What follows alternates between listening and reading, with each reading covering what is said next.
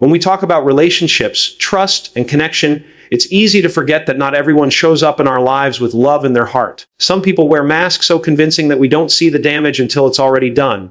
Narcissists, in particular, have a way of weaving themselves into our stories, not as supportive characters, but as forces that chip away at our confidence, our safety, and sometimes even our will to keep going. The truth is, when a narcissist feels threatened, exposed, or simply unable to control you, their actions can become darker than we expect. They may not say it out loud, but through subtle patterns of manipulation, emotional sabotage, and calculated cruelty, it can feel as though they want nothing more than to see you diminished or gone. That's why today I want to shine a light on something that often stays in the shadows, the hidden signs that a narcissist may wish to destroy you completely. This isn't about fear, it's about awareness. Because when we recognize the patterns, we reclaim our power. We begin to see that protecting our boundaries isn't selfish, it's survival. And in knowing these signs, we equip ourselves with the clarity to step out of harm's way and step back into our own strength. When we talk about human vulnerability, it's not about weakness or fragility in the way the world sometimes makes us believe. Vulnerability is actually one of the deepest truths of being alive. It is the space where our hearts beat a little faster, where our voices tremble when we speak up, where our trust reaches out for someone else's hand. It's the very thing that makes connection possible, yet it's also the very thing that puts us at risk of being hurt. And when that trust, that openness, falls into the hands of someone who thrives on control, manipulation, or cruelty, it can feel devastating. Think about how we enter into relationships, whether friendships, family ties, or romantic connections. Most of us want to believe the best in others. We walk in with an open door, with the hope that this person will see us, hear us, and value who we truly are. That hope is beautiful, but it's also what makes us vulnerable. And here's the truth that many people don't talk about. Being vulnerable in front of the wrong person can feel like placing your most delicate treasures in the hands of someone who doesn't just fail to care for them, but actively looks for ways to break them. When someone encounters a narcissist, this becomes especially clear. Narcissists are skilled at spotting the very parts of us we most want to share, our empathy, our kindness, our loyalty, and using those against us. They often present themselves as safe, trustworthy, and understanding because they know that's exactly what will lower our guard. And once we've opened that door, once we've handed over our trust, it becomes easier for them to slip in and rearrange the furniture of our lives without us even noticing. That's the danger of vulnerability in the wrong hands. What began as openness can be twisted into a weapon used against us. But here's the part I want to hold on to for a moment. Feeling broken, manipulated, or diminished in those situations doesn't mean there's something wrong with you. It doesn't mean you're too soft or too naive.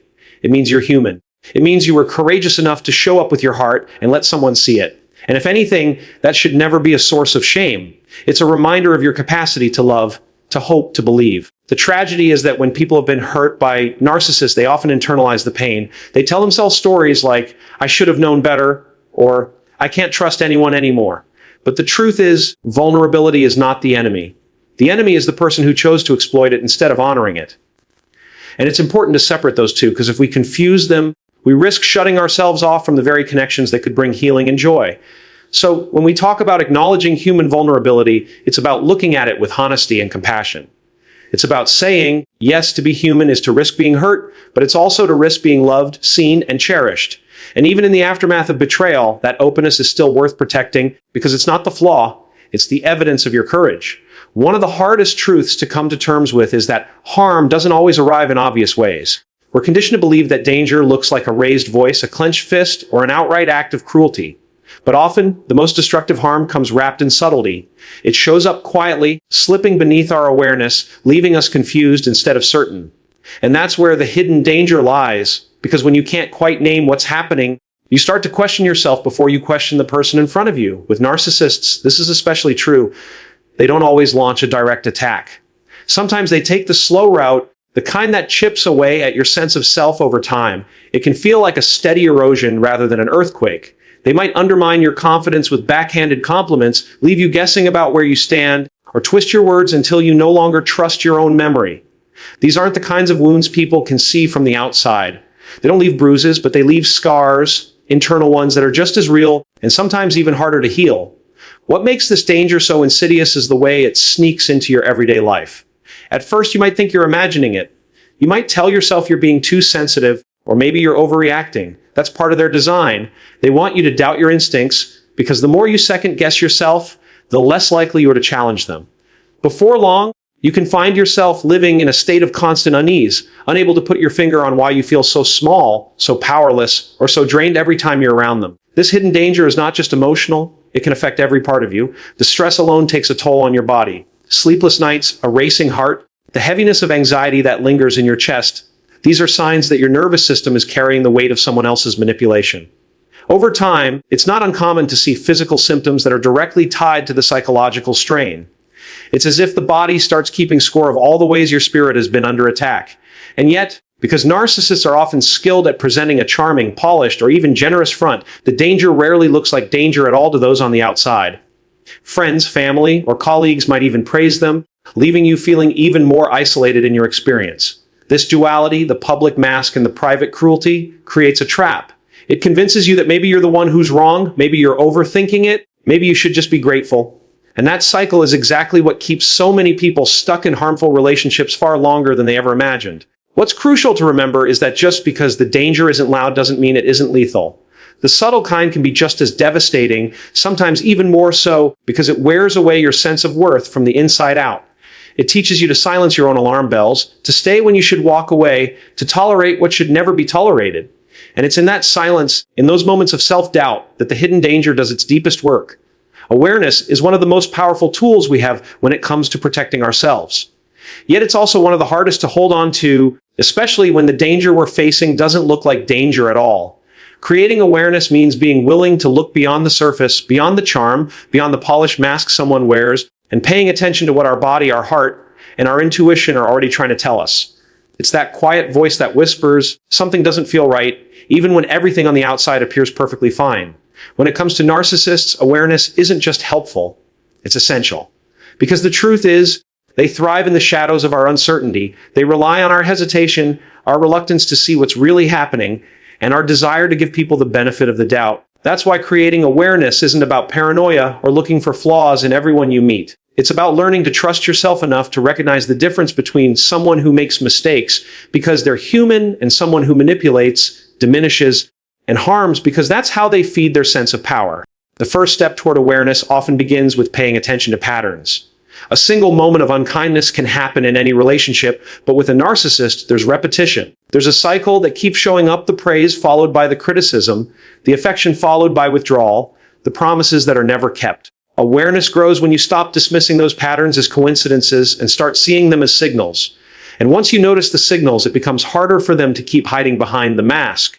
Awareness also means naming the experience for what it is. So many people get stuck because they don't have the language to describe what's happening to them.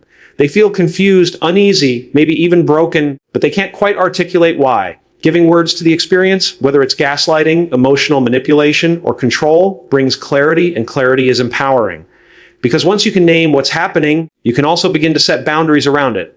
You can begin to say, this isn't okay, instead of wondering, is this just me? But creating awareness is not only about seeing the narcissist for who they are, it's also about seeing yourself more clearly. It's about recognizing your own patterns of giving too much, of excusing behavior that hurts you, of silencing your discomfort to keep the peace. That awareness is not about blaming yourself, it's about reclaiming your power. Because the more you understand yourself, the harder it becomes for someone else to manipulate you into doubting your worth. There's a quiet strength that comes with awareness. It doesn't mean you'll never be hurt, but it means you'll see the red flags earlier. It means you'll catch yourself in the moment of hesitation and choose to trust your gut instead of dismissing it. And it means that when someone tries to draw you into their web of control, you'll have the clarity to recognize it for what it is instead of mistaking it for love, care, or loyalty. Courage and boundaries are two of the hardest things to hold on to when you've been in the orbit of someone who thrives on control. It's not because you don't know how to be brave or because you don't understand what limits are, but because a narcissist has a way of convincing you that courage is selfish and boundaries are punishments.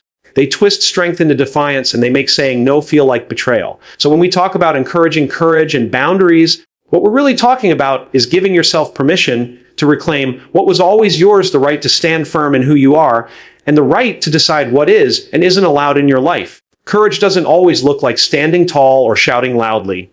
Sometimes it's as quiet as sending one text less, walking out of a room when the conversation turns manipulative, or simply saying, I need space.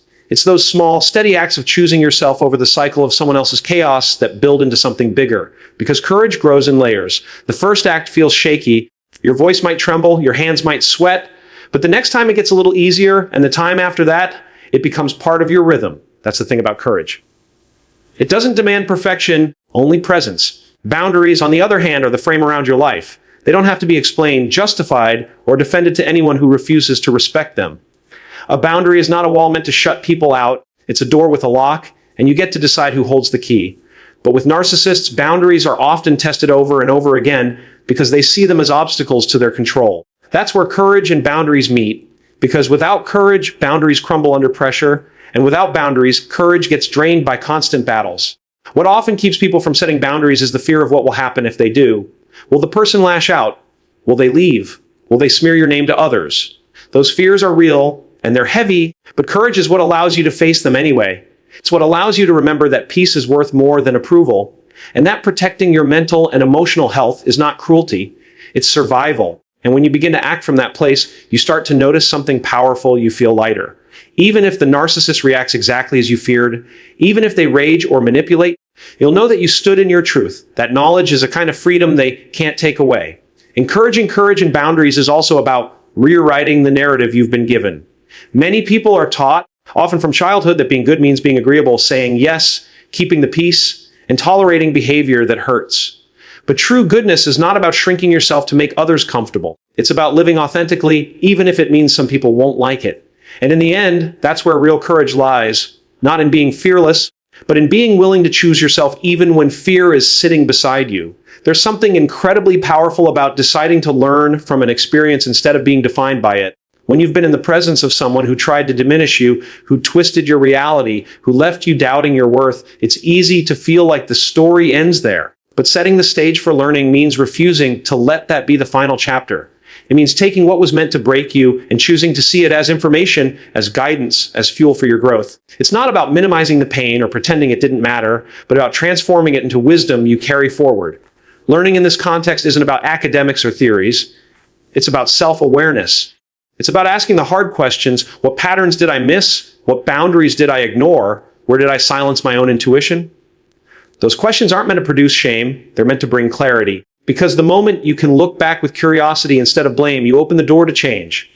You start to see that every red flag you once overlooked is now a lesson you can recognize more quickly next time. And that shift, that movement from confusion to clarity, is the foundation of healing. There's also a sense of reclaiming power in choosing to learn. When you're caught in the grip of a narcissist's manipulation, you feel powerless, like they're holding all the cards. But when you step back and say, I'm going to take this and turn it into knowledge, you flip the script. Suddenly, the very tactics they used to control you become the very signs you'll never miss again. The isolation they tried to trap you in becomes the reason you seek out authentic connection. The doubt they planted in your mind becomes the reason you commit to trusting yourself more deeply. Setting the stage for learning also requires patience with yourself. Growth isn't instant. You don't wake up one day, perfectly healed and perfectly aware. Sometimes the lessons come slowly in pieces through conversations, through journaling, through therapy, or through simply sitting with yourself long enough to notice what feels different now than it did before. That slowness isn't failure, it's the natural rhythm of transformation. And in those moments, it's important to remember that learning isn't about rushing toward a finish line, it's about becoming more attuned to your own story. Another layer of learning is about compassion. It's easy to look back and be harsh with yourself, to wonder why you stayed so long, why you forgave so many times, why you believed words that never matched actions. But compassion allows you to understand that you acted from hope, from love, from trust, qualities that are not weaknesses but strengths. When you bring compassion into your learning, you begin to see yourself not as someone who failed, but as someone who was willing to give deeply. And that same willingness, when directed toward the right people, is what will create relationships that actually nurture and sustain you. In many ways, setting the stage for learning is about shifting perspective.